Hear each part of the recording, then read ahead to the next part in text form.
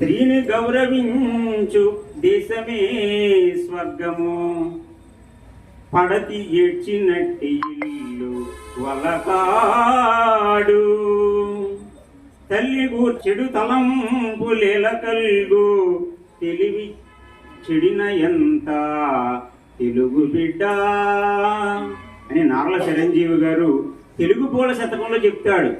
స్త్రీని గౌరవించు దేశమే స్వర్గతుల్యం అంట. పడతి ఏడ్చినట్టి ఇల్లు వల్లకాడు, అటువంటి తల్లి గూర్చి చెడు తలంపులేలా, అటువంటి స్త్రీని గురించి చెడ్డ తలంపులు ఎలా కలుగుతాయాక తెలివి చెడినగాక తెలుగు బిడ్డ. అటువంటి స్త్రీలను గౌరవించడం మన సంప్రదాయం. వాళ్ళ పట్ల మర్యాదగా ప్రవర్తించాలి. స్త్రీ లేకపోతే మగవాడి జీవితం దుర్బలం అంటాడు గురజాడ. అటువంటి స్త్రీలను గౌరవించుకోవడం మన సంప్రదాయం. కాబట్టి ఈరోజు మన పాఠశాలలో విద్యా సుగంధాన్ని విద్యార్థి జీవులకు అందించేటువంటి వనితామణులు ఎందరో ఉన్నారు. వాళ్ళని సన్మానించుకోవడం మన విధి అని చెప్పాలి. మహిళా ఉపాధ్యాయులంతా వేదికను అలంకరించవలసినదిగా పాఠశాల తరపున సవినయంగా ఆహ్వానిస్తున్నాం. మహిళలను మించినటువంటి మహిమే లేదని ఒక మహాకవి చెప్తున్నాడు.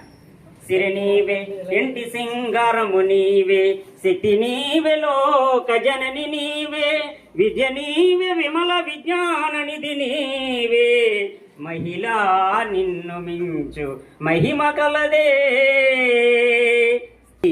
సిరి నీవే ఇంటి సింగారము నీవే, శక్తి నీవే లోక జనని నీవే, విద్య నీవే విమల విజ్ఞాన నిధి నీవే, మహిళా నిన్ను మించు మహిమ కలదే.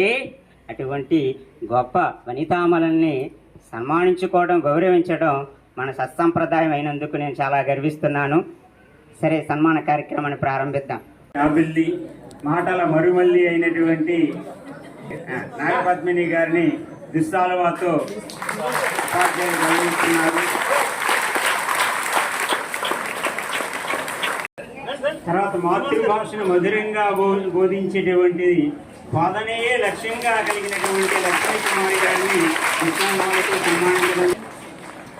జీవన శాస్త్ర బోధన సామ్రాజ్య రాజ్యలక్ష్మి గారిని విశ్రాంతితో సన్మానించడం జరిగింది.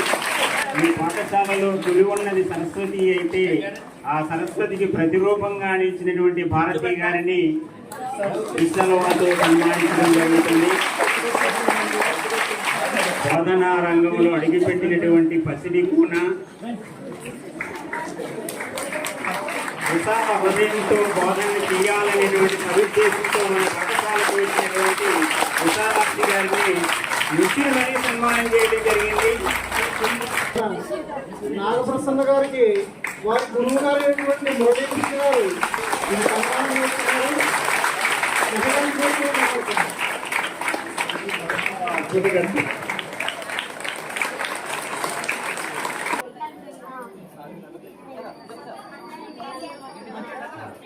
పూలతోటి ఫలాలతోటి ఉపాధ్యాయుల యొక్క ఆశీర్వచనాలు పొందుతున్నారు.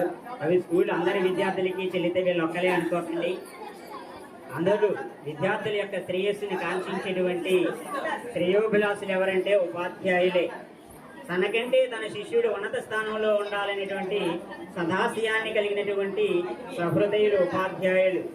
అందుకని అంటారు, జ్ఞానకాంతులు వెదజల్లెడి కాంతి రేఖలు ఉపాధ్యాయులు, వారికి మా వందనం అభివందనం.